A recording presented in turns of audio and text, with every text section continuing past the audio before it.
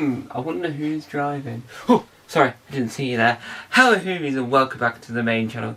Today we're talking about the series 20 collection box set final disc documentary Look Who's Driving, starring Peter Davidson, Janet Fielding and Sarah Sutton, all driving to Castle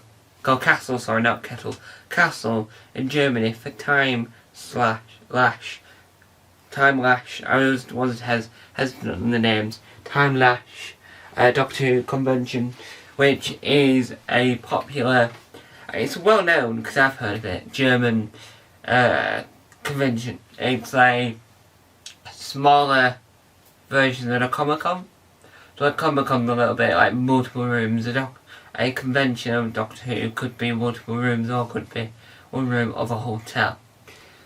So originally they were all just going to travel by themselves, but then Janet Fielding said to Russell isn't Russell T Davies, the showrunner of current Doctor Who, so RTD2 era.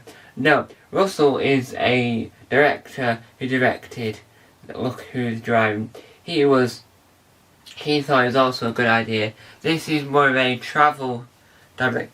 Now, I can tell you this right now, before we get into a Doctor Who fan review, let's step back and go, what would a non-Doctor Who fan think of this? Well, I actually have that answer.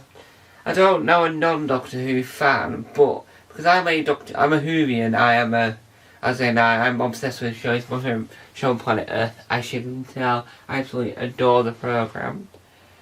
But my family are casual fans. They watch it when it's on. They don't watch repeats. Well, my brother watches New Who repeats, but they don't go out of the ways to watch them. So my dad, who is a casual Doctor Who fan, who doesn't know a lot about Doctor Who of days gone by, classic Who, as you will, he really enjoyed it. Thought it could be a whole series. Channel 5 probably would commission it if anyone had to commission it, because I don't think because it's a Channel 5 do a lot of travel documentaries. The BBC don't do as many as Channel 5. Anyway, so my dad got all of enjoyment out of it because of being a casual fan and not really needing to know much about the lore of Peter Davison. Didn't need to know who Janet Fielding was or Sarah Sutton was. He just needed to have a great time, and that's what he had. A fantastic time watching this. He thought it was funny, he thought it was hilarious, he thought it had the power, and he knew he didn't need to be a big Doctor Who fan to actually enjoy it.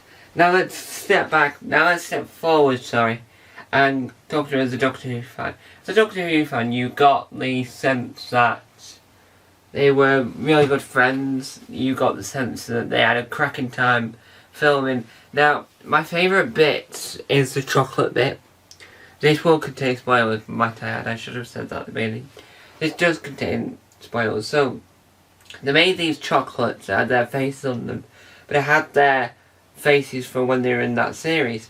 And I really liked it, but I just felt like they could have had a deeper conversation about it. I know the very next documentary on that disc is Let's Go Dutch, where they go to the filming location that we used for that series, but I think that in Look Who's Driving, they should have actually talked more about their time with Doctor Who.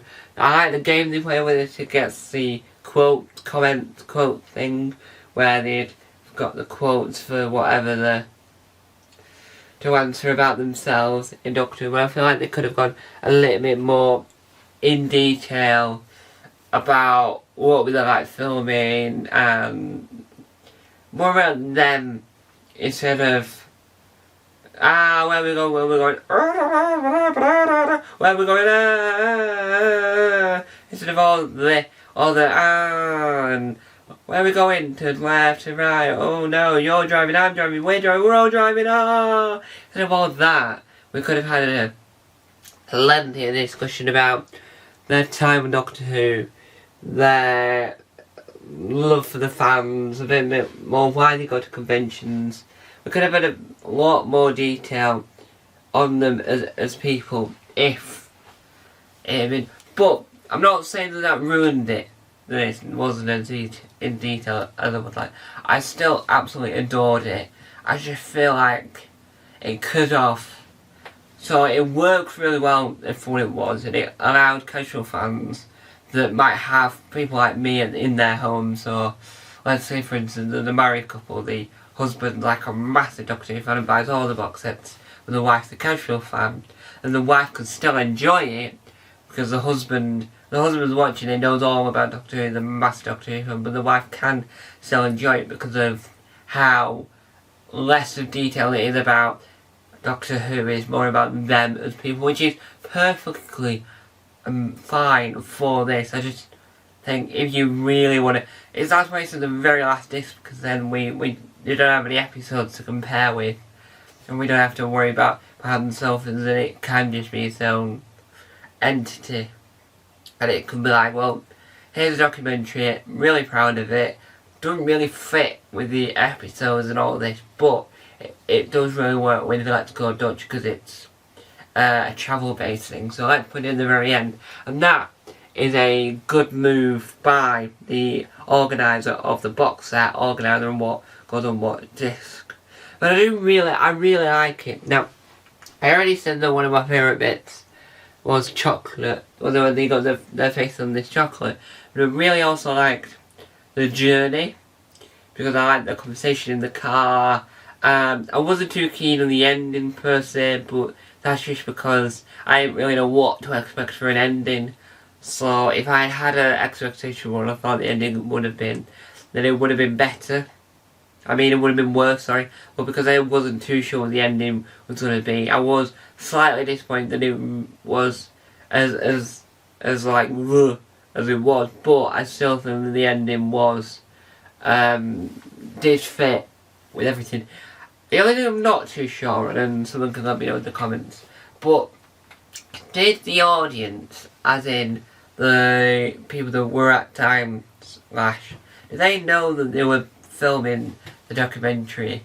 Because they seem to have an inkling, or in the know, that Peter had been doing this, because he mentioned that, oh yeah, I haven't killed them, we're all alright, oh the whale of a time, woo, you'll see it one day, woo. But I don't know if they knew that it was being filmed for that. I don't really know the ins and out on that bit, but I just assume they hope that they were in the know, because if they were in the know, then it meant that it made more sense why they're all sitting outside the door, probably in a cold German city of where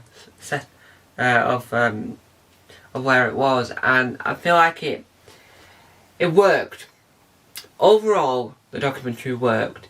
The driving, the conversation, the only bit I didn't think they needed to add was the whole, could you drive slowly, Janet, drive faster, so we could get that drone shot. All that didn't need to be there. They could have just had the drone shot without them explaining the drone shot. And the credits were rolling. I really liked how they showed off a behind the scenes blooper type thing where Janet and Sarah are having the makeup touched up whilst Peter is having a conversation about the whole drone debacle, because it was a debacle. I mean, trust me, it was a knees up debacle. But overall, out of all the documentaries I've seen, because I already have my favourite, which is Terrence and Me, I think that this will have to be my third favourite. So it goes Terrence and Me, the one on the Abominable Snowman DVD that I can't think of the name of the documentary off my head, and Look Who's Driving on the top 3 favourite documentaries on in the Doctor Who New Era world. Obviously Who Peter is up there, but I hope, I'll go off topic very quickly, if I hope for the next box sets, when we get to the box sets that Who Peter is on, I do hope that we get Who Peter as a whole, rather than having part 1 on one box set and part 2 on another. But that's the only thing I don't like about Who Peter, is that I have to try and find the next DVD, and it would have been frustrating for when the second part wasn't available to watch. But I do hope the Who Peter merges or at least the two parts are on one of the box sets together in the future. So, anyway guys, thank you guys for watching. Tell bye!